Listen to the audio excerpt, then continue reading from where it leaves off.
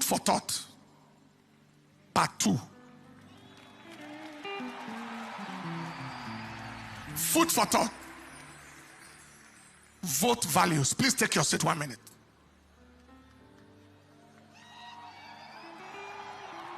At the heart of leadership is the heart for followership. A heart for people is the crux of leadership. Loving people is the foundation for leading people. Leadership expert John Maxwell said, people don't care what you know until they know that you care. Leaders must be touched by the plight of the people, because what touches you determines what and who you can touch. You can't touch people until their pains touch you. What moves you determines what you can move. If the problems of people don't move you, you can't move those problems of their lives. Now there is a connection between feeling and healing. What you feel determines what you can heal. The reason why there is no healing for the people in our land is because there is no feeling for the people and their problems.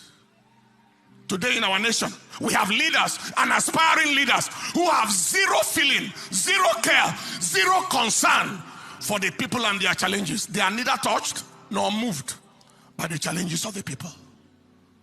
We have the terrible fuel situation, cash situation in the nation currently.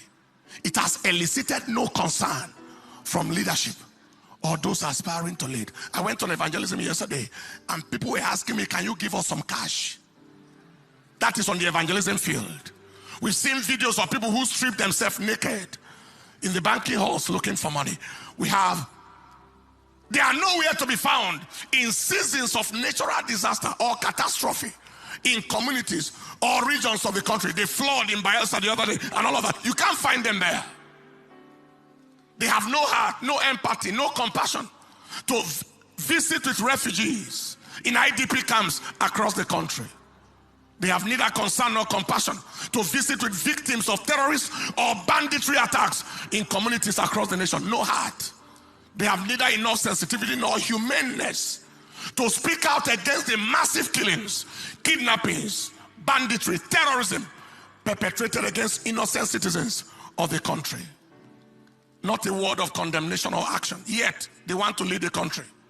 Especially those whose tribesmen, and you know what I'm talking about, had severally accepted responsibility for various barbaric, disastrous, atrocious, and destructive activities in the country. The same ethnicity and tribe that is in power today. They intend to step into authority so that their people can continue destroying the nation from where they stop in the current administration. God forbid. Since their value for their people is usually higher than their value for the nation. The truth is today, many aspiring leaders have various reasons for their aspiration. There are those who want to bear the title of president by all means, since they have corruptly amassed enough wealth to last their generation for a lifetime. There are those who want power so they can have immunity from prosecution for corrupt practices. There are those who want power so they can remain relevant since they are totally irrelevant outside of power, because they don't have any productive, meaningful, eventful life outside of government office. They are totally useless outside of government office. And there are those who want power because they claim it is their turn. But it is their turn to do what? Their turn to continue ravaging and destroying the country from where the last person stopped. Not that they care for anybody. And then there are those who want power because they have perfected and they have been successful in the control, the manipulation, and the domination of both the people and the financial resources of their states for decades. Since 1999, they determine who goes into power, who does not go, from the local government level all the way to the governorship level, even to the National Assembly. That is, they literally practically control both the people and the wealth of a state. They progressed to the control of their region to a great degree. And now they want to extend their control, manipulation, and domination to the whole nation. That devil is a liar. For the sake of clarity, please listen to this. The combination of control, manipulation, and domination is the definition of witchcraft. Control, manipulation, domination, that is witchcraft. Thus, having successfully bewitched and diabolically brought a whole state and to some extent a region under their control, they now want to extend that control to the entire nation. Somebody shout, God forbid. This explains why the people of a land or a territory will celebrate and glorify their exploiter and enslaver, that is witchcraft, functioning in docility like slaves who fell in love with their chains and became willful worshippers of their slave master. Only territorial bewitchment can explain that.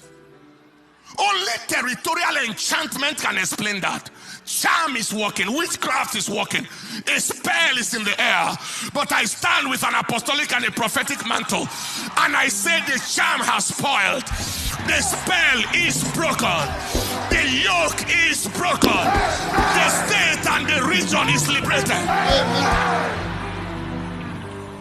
Friends, the above reasons are some of the reasons why some people aspire to get into power. They don't love anybody for any reason. That is why they want to get into power at any cost, including the flow of human blood and the loss of lives. That is why they will hire an armed thugs to fight, to kill, and do everything abominable on their behalf. There was a video where one of them was telling his supporters and followers to do whatever it takes to win the election. Do whatever it takes. That is whether people like it or not. Do whatever it takes. That devil is a liar. Before I conclude, I have this caution for the youth. Don't kill yourself for any wicked, evil, devilish politician. They are not worth your life. A couple of them are generational liabilities. Human disasters worse than natural disasters. You confirm yourself to be the most stupid and useless human entity on the earth if you allow yourself to be killed so that an evil, wicked, heartless, valueless man or woman will win an election. They don't deserve to contest at all. How much will they pay you to go and die the needless, useless, profitless death of a fool? And after you have died, who will spend the miserable blood money you were paid? Caution yourself. Caution your brothers. Caution your loved ones. Send the message to the grassroots. If you have any brother or relation who is a known thug, caution and counsel them against needless death. Because if the thug dies, nothing stops for the politician. They won't pause their activities for a second. They won't mourn. It won't be a part of their agenda for a microsecond. No condolence or empathy with the thug's family. It won't be different to them from the death of a fly. Be advised. If they think thuggery is good, let them employ their children.